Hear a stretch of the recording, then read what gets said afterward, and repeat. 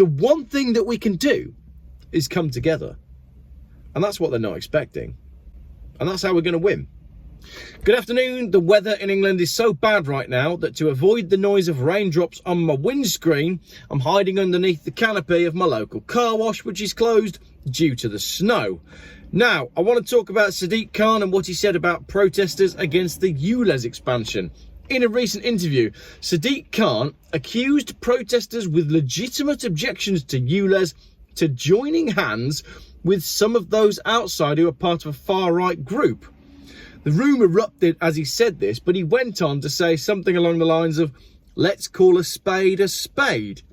So, for the benefit of the people with legitimate objections to ULEZ and everybody else, and most particularly Sadiq Khan, let's take a look at what he means by right wing.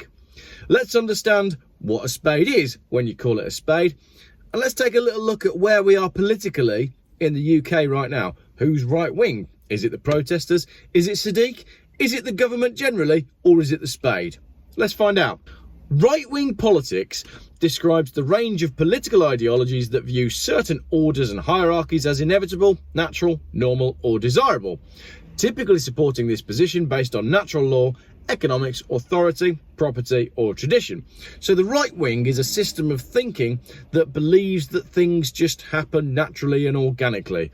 We have equality, and that's because of the natural law of the markets. Hierarchy and inequality may be seen as natural results of traditional social differences or competition in market economies. The term right-wing can generally refer to the section of a political party or system that advocates free enterprise and private ownership, and typically favours socially traditional ideas. So we've got basically a political system that allows businesses to get on and do what they want, as opposed to giving everybody lots and lots of support, which is what you'd find on the left wing, eventually ending up with communism, which is the idea that everybody's equal and everybody gets supported by the state. We can then go on to look at social stratification, and right-wing politics involves, in varying degrees, the rejection of some of the egalitarian objectives of left-wing politics, like I just said, the idea that everybody's equal and things should be shared equally, rejected by the right wing. Claiming either that social or economic inequality is natural and inevitable, or that it is beneficial to society. So the right wing believes in ideologies where inequality is natural and inevitable. This is where we get onto the ULEZ.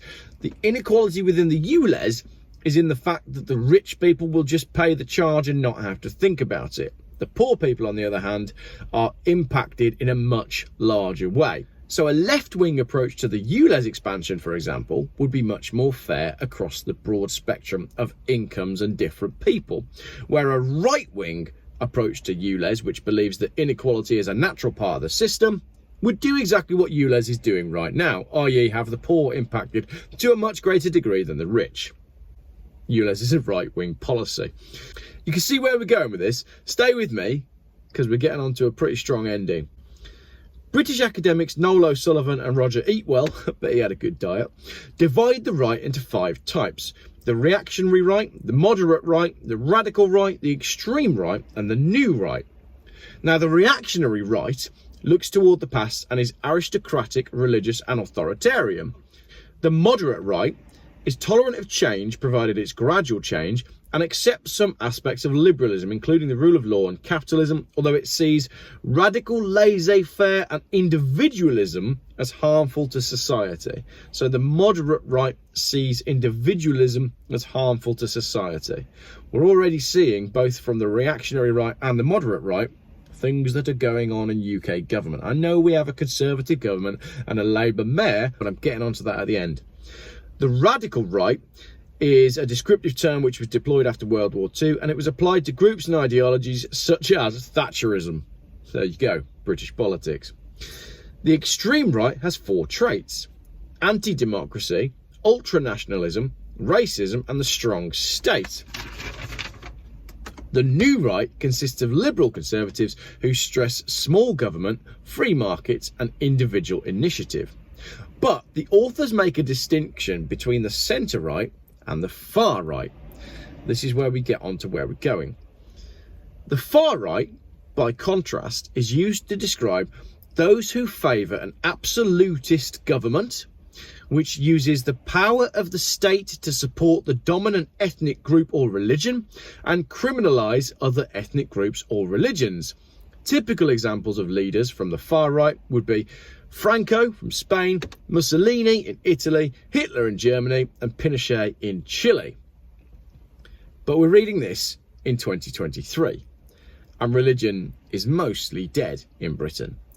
Since Labour adopted the all-inclusive policy of everybody love everybody multiculturalism, we in this country no longer really have a dominant religion or a dominant ethnic group. Yes, we have the Church of England, but it's been so diluted in the last 20 to 30 years. Our leaders are now quite happy to celebrate Diwali or Passover, whilst at the same time calling Christmas offensive, which doesn't mean they're showing any particular ethnic preferences. To me, at least, it shows that they view ethnic and religious groups with pretty much the same amount of disdain and disrespect that they show the general people. Here in 2023, we don't have a society that is stratified based on your beliefs or the colour of your skin. What we have, effectively, is us versus them. And this mentality is foisted upon us by those that are in power. We have things like trust the science and fact-checking and the misinformation police in place of beliefs in religion and culture. So the preferences of ethnic groups have been replaced in the modern world, in the context of that sentence, by the interests of the ruling classes. The traditional religions have been replaced by any narrative created by the ruling classes to further their various agendas. So with that in mind, let's take another look at the description that we just read of far-right ideology, and let's replace some of the words to bring it up to date, to get a better understanding of whether the ULEZ protesters are far right, or Sadiq Khan is far right, or indeed the Tory government are far right. So the phrase that I read earlier on said, the phrase far right is used to describe those who favour an absolutist government which uses the power of the state to support the dominant ethnic group or religion and criminalise other ethnic groups or religion. So, to bring that phrase up to date for 2023, I would say the phrase far right is used to describe those who favour an absolutist government which uses the power of the state to support dominant wealthy political elites and their narrative and to criminalise all other narratives. Does that sound familiar? We've replaced religion with the dominant narrative, which is foisted upon us by the elites. So, if we're going to call a spade, a leader who ignores the evidence, makes up facts, bulldozes policy through and acts with impunity, the same leader that just accused the protesters against his plans as being far right is actually, by the very definition of far right, a far right dictator.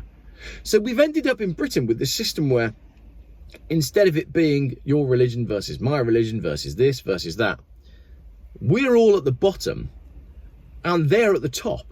We have a system, instead of all these different religious beliefs, we have the wealthy, powerful political elite class and everybody else. And I guess the message that's coming from myself as a YouTuber and everybody else as a YouTuber and all these people who are standing up and saying enough's enough is all of the religious classes and the cultural classes have been eroded over the years, and what we're left with is the political and wealthy elite at the top and everybody else at the bottom. And we're all from the bottom and we've had enough and we're coming for you. So, Sadiq Khan said that the protesters were right-wing without fully understanding what he was actually saying. Sadiq Khan's statement was saying, I am totally different to all of you and I'm going to do what I want, regardless of what you commoners actually think. Well, we've got the majority. And I think people are starting to realise that enough is enough. I see things around me now that give me hope. I'm getting phone calls and I'm being involved in conversations that give me a little glimmer that we might be able to do something. We might be able to stand up to this policy, these policies, these changes that are being bulldozed through. We are able to effect change because the one thing that these elites, these wealthy, This wealthy political class of people, the one thing that they are not expecting is for us, the commoners, to see through all of the various differences that we're told to have against each other and combine our collective powers. The one thing that we can do is come together. And that's what they're not expecting. And that's how we're going to win. Thank you for watching what was a fairly complex and quite loaded video. There's a lot more that I could have said on right wing, left wing, current politics and whatnot. But the general theme, as you can see, is things have shifted in Britain in the last 20, 30 years so that we no longer have upper class, lower class, middle class, working class. It really is now just them and us. And I'm with you. I'm a normal person. And the normal people outweigh the elites by a gigantic proportion. So let's all come together. Let's all be on the same side. Let's not argue over the petty things. Let's work together for the good of mankind, because it's the last thing they're expecting us to do.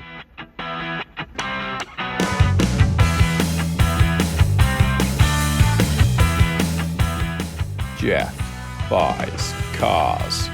Still, YouTube's most boring car channel.